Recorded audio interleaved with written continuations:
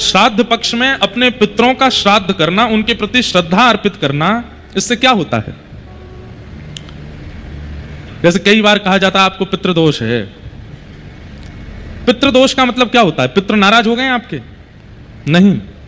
पितृदोष का कारण यह होता है कि, बहुत ध्यान से सुनिएगा, हमारे परिवार के पूर्वज जब प्रस्थान कर जाते हैं तो प्रस्थान करने के बाद जब ठाकुर जी के सन्मुख वे पहुंचते हैं तो ठाकुर जी उनको अपने निजलोक में निवास दे देते हैं।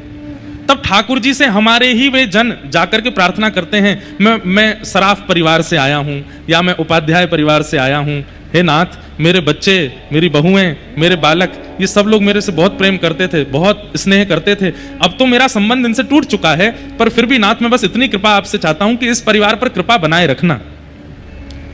हमारे पितृ जाकर के ठाकुर जी से हमारी प्रार्थना करते हैं कि आप इन पर कृपा बनाए रखना ठाकुर जी। ठाकुर जी कहते हैं अच्छा तुम इतनी इनकी जो है जैक लगा रहे हो तो अपने परिवार के लोगों की, देखते हैं श्राद्ध पक्ष में तुम्हारा श्राद्ध ये लोग कैसे करेंगे।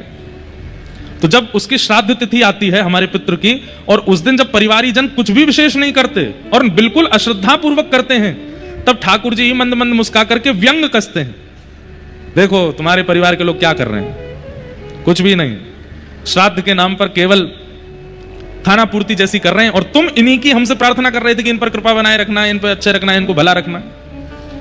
तब हमारे पितृ नाराज नहीं होते, दुखी हो जाते हैं। वे कहते हैं ठाकुर जी अब तो हमें लगता है कि स्वार्थी थे ये लोग, इनके पास हम रहे, जब तक हम थे तब तक इनका काम था, अब हम आ गए तो अब इनको कोई श्राद्ध का इनके मन में भाव नहीं है, अब हमारा भी इनके प्रति कोई भाव नहीं है, आपको इनके कर्मानुसार जो गति देनी हो वो दीजिएगा, हमारा इसमें कोई योगदान नहीं। सीधी बात, कोई व्यक्ति आपके ऊपर छतरी लेकर के चल रहा था कि आपको धूप ना लगे, ताप ना लगे, बारिश ना हो, ओले ना गिरे आपके ऊपर, लेकिन आपने उसकी कदर ही नहीं की तो वो छतरी हटा लेगा। अब जो भी होगा सब सहन करना पड़ेगा।